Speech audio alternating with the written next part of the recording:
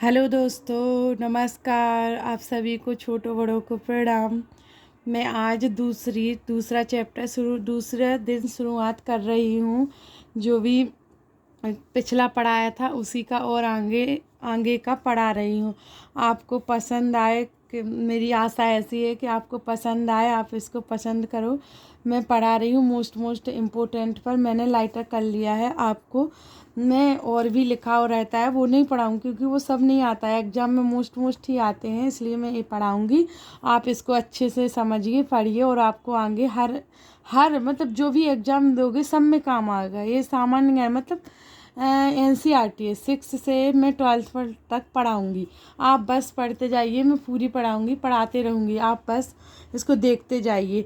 आप देखते देखते आपको एहसास हो जाएगा कि हाँ, मैंने कुछ सीखा है। मैंने इसको अंडरलाइन कर लिया मोस्ट, क्योंकि आपको प्रॉब्लम ना हो कोई, मतलब ये सारा पढ़ने लगोगे आप लोगे, आप पूरा सारा पढ़ोगे समझ नहीं आएगा, इसलिए मैंने पहले से अंडरलाइन कर लिया है। और आप पढ़ते जाना और आप समझते जाओ। आप समझते ही जाओगे अगर, तो आपका काम बन जाएगा। क्योंकि ये वर्ग 2 के लिए, 3 के, 1 के, सबके लिए हो सकती है। क्योंकि वर्ग 2 और 1 के लिए तो इम्पोर्टेंट है ही, क्योंकि कक्षा 6 से 12 तक आता है। तो वर्ग 2 और 1 के लिए बहुत इम्पोर्टेंट है, इसलिए आप पढ़ सकते हो। मैं समझा, मतलब मोस्ट समझा देती हूँ आपको।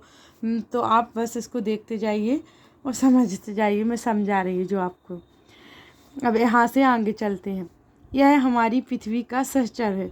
जो ग्रह है ना, जो चंद्रमा, जो आसमान में देखने वाला चंद्रमा एक उपग्रह है। यह हमारी पृथ्वी का सहचर है तथा इसके चारों ओर चक्कर लगाता है। हमारी पृथ्वी के समान 7 अन्य ग्रह हैं जो सूर्य से प्रकाश एवं ऊष्मा प्राप्त करते हैं। उनमें से कुछ के पास अपने चंद्रमा भी है। जैसे कि चंद्रमा है, यह पृथ्वी का ही एक सहचर है, जो पृथ्वी का है, चक्कर लगाता है चंद्रमा। यह ऐसे 7 और ग्रह हैं, पृथ्वी जैसे 7 और ग्रह हैं जो सभी सूर्य से ही सूर्य से ही ऊष्मा प्राप्त करते हैं। 7 और ग्रह और पृथ्वी को मिलाकर 8 ग्रह सूर्य से ही ऊष्मा प्राप्त करते हैं। चंद्रमा है जो पृथ्वी का ही उपग्रह है। कोई पेपर में से आ जाए कि पृथ्वी का उपग्रह कौन सा है दूसरा, तो आप लिखेंगे चंद्रमा पृथ्वी का उपग्रह है। और चंद्रमा किस से ऊष्मा प्राप्त करता है, तो वो तो पता ही है कि सूर्य से सभी ऊष्मा प्राप्त करते हैं। और जैसे क्षुद्र ग्रह एवं उल्कापिंड मिलकर सौरमंडल का निर्माण करते हैं, उसे हम सौर परिवार का नाम देते हैं, जिसका मुखिया सूर्य है।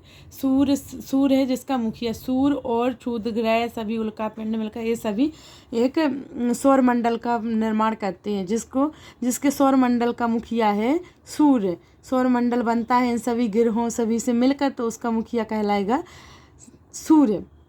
फिर यहाँ सूर्य सौरमंडल के केंद्र में स्थित है। यह बहुत बड़ा है एवं अत्यधिक गर्म गैसों से बना है। इसका खिंचाव बल इससे सौरमंडल को बांधे रखता है। सूर्य सौरमंडल के लिए प्रकाश एवं ऊष्मा का एकमात्र स्रोत है, लेकिन हम इसकी अत्यधिक तेज ऊष्मा को महसूस नहीं करते, क्योंकि सबसे नज़दीक का तारा होने के बावजूद यह हमसे बहुत दूर है। सूर्य पृथ्वी से लगभग 15 करोड़ किलोमीटर दूर है।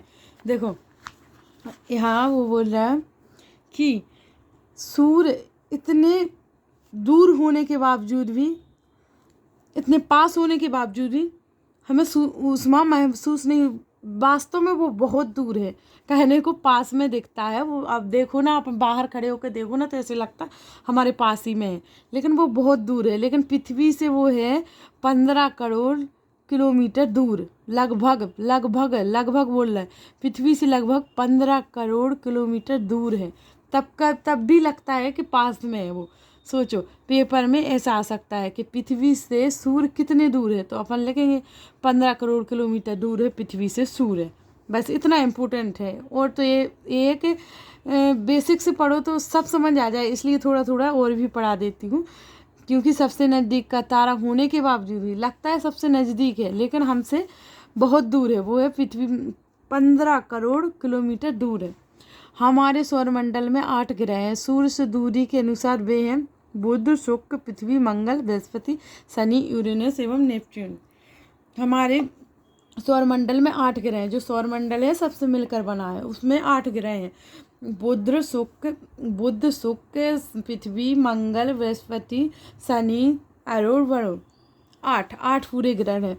जो सौरमंडल के सभी 8 ग्रह एक निश्चित पथ पर सूर्य का चक्कर लगाते हैं। जो सभी 8 ग्रह हैं वो सूर्य का निश्चित पथ पर एक चक्कर लगाते हैं। ये रास्ते दीर्घ वृत्ताकार में फैले हुए हैं। ये रास्ते दीर्घ वृत्ताकार में फैले हुए हैं।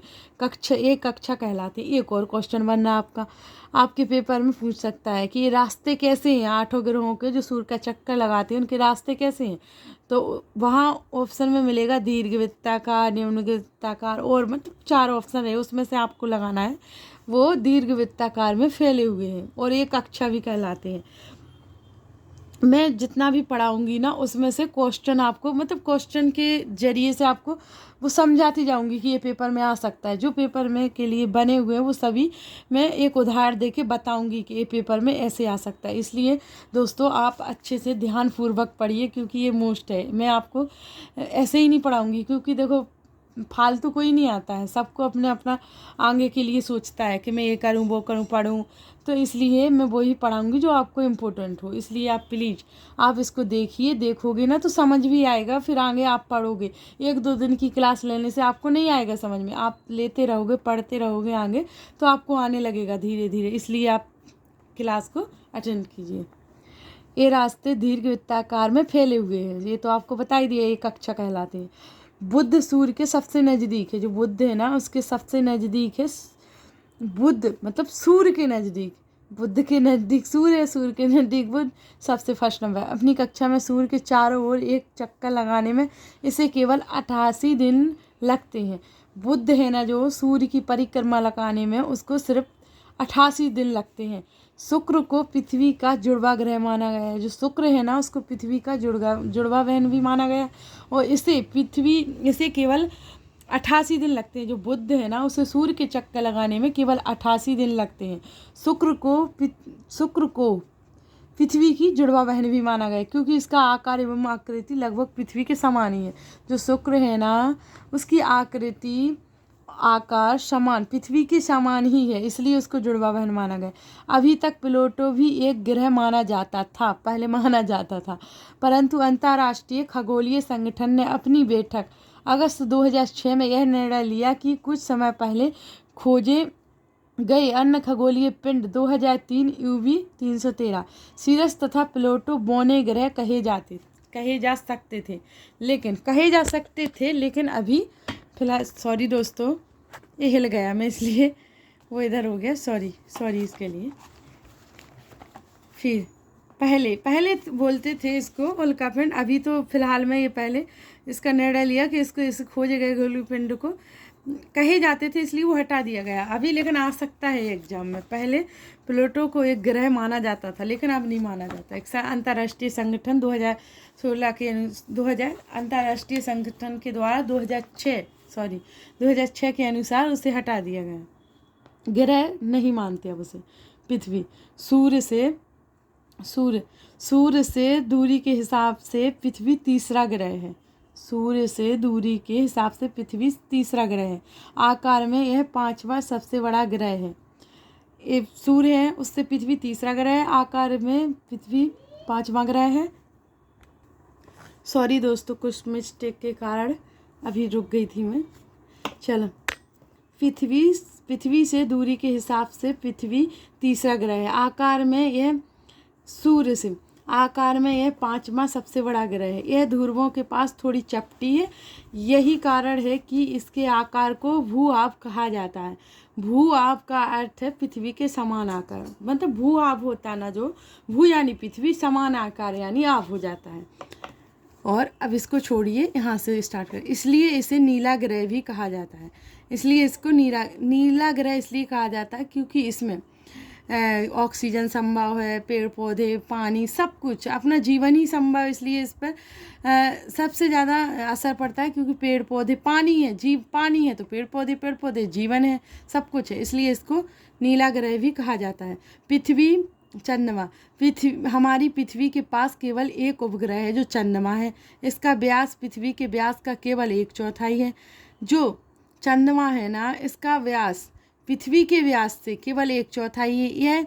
इतना बड़ा इसलिए प्रतीत होता है क्योंकि यह हमारे ग्रह से अन्य खगोलीय पिंडों की अपेक्षा नज़दीक है। चंद्रमा यह हमसे लगभग 3,84,400 किलोमीटर दूर है। चंद्रमा है जो पृथ्वी से 3,84,400 किलोमीटर दूर है। अब आप पृथ्वी से सूर्य एवं चंद्रमा की दूरियों की तुलना कर सकते हो।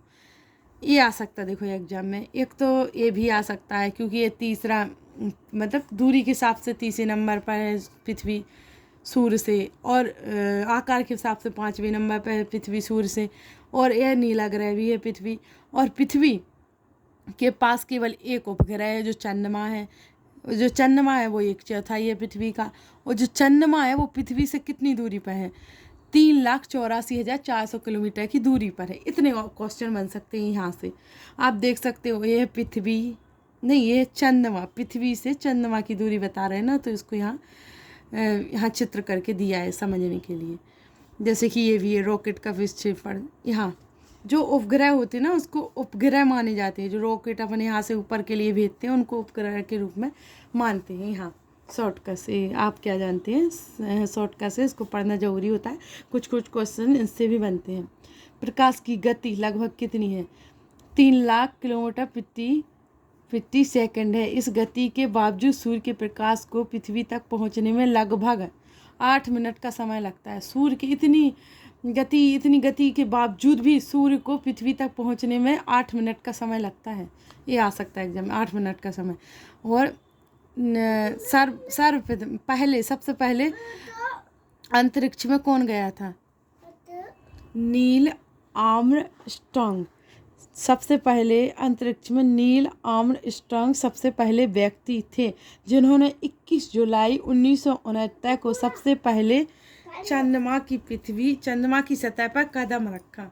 मालूम करो, पृथ्वी की सतह पर कदम रखा। मालूम करो कि क्या कोई भारतीय चंद्रमा पर गया है? बताओ, आप बताओ कमेंट करके कौन गया भारतीय।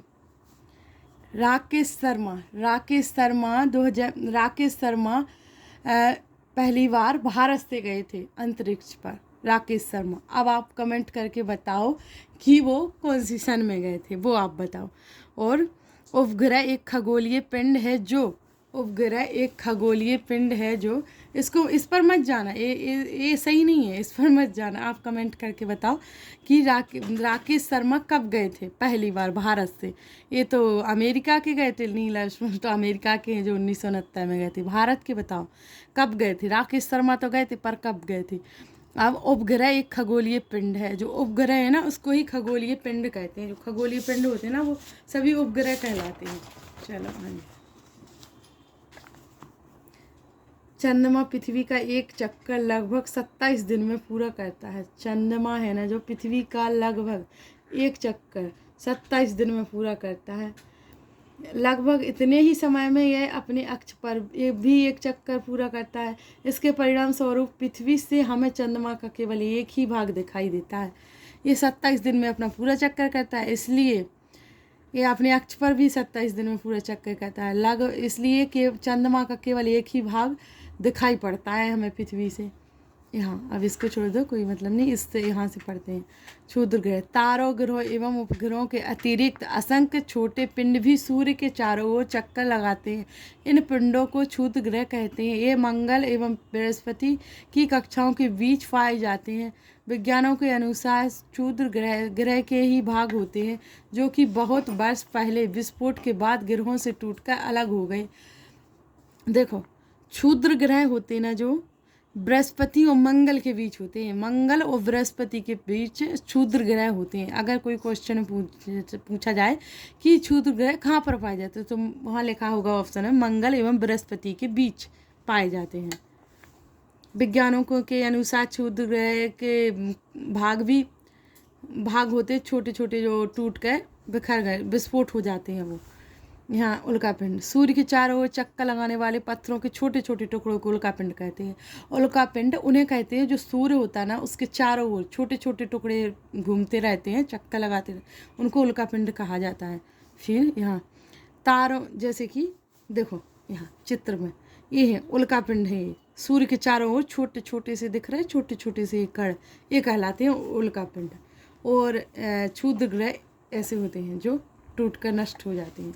और इधर से यह लाखों तारों का समूह है, यह लाखों तारों का समूह है। कौन?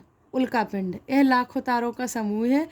यह पट्टी आकाश गंगा मिल्की वे एवं हमारा सौरमंडल इस आकाश गंगा का एक भाग है।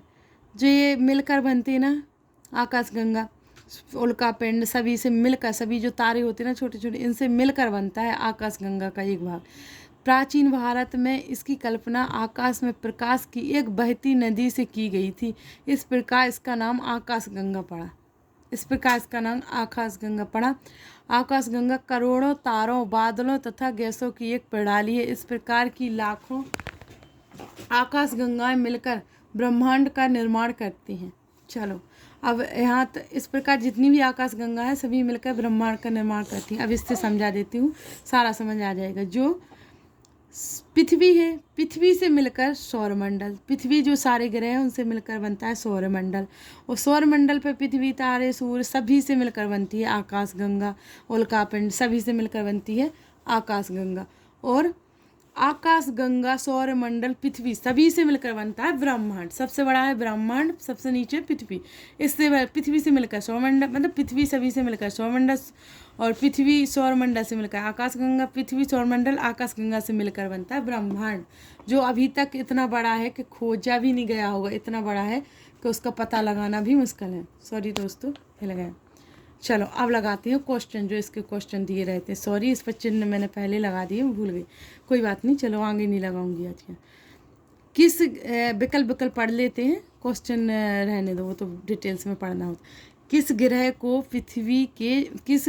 पृथ्वी के जुड़वा ग्रह के नाम से जाना जाता है?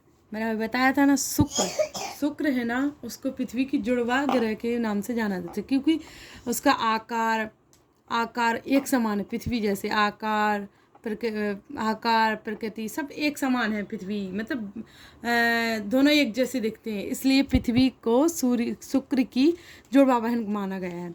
सूर्य से तीसरा सबसे नज़दीक ग्रह कौन सा माना गया है?